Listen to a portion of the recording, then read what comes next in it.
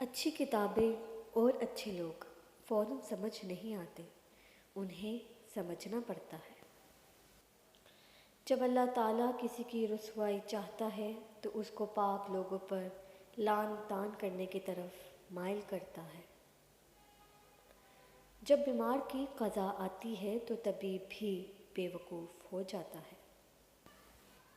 اللہ والوں کی باتیں سکون قلب عطا کرتی ہیں اور اہل ظاہر کی باتیں دل میں انتشار اور بے اطمینانی پیدا کرتی ہیں۔ کتا چاہے کتنا ہی تربیت یافتہ ہو جائے مگر اس کی گردن سے زنجیر الگ نہ کرو۔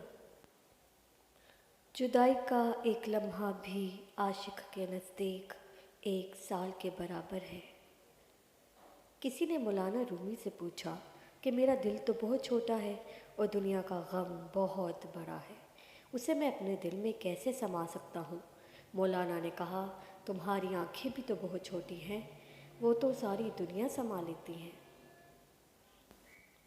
کنواں کھودنے والے کنویں میں گر جاتے ہیں، کوئی برا آدمی سزا پائے بغیر نہیں رہتا اور اچھائی جزا پائے بغیر نہیں ہوتی۔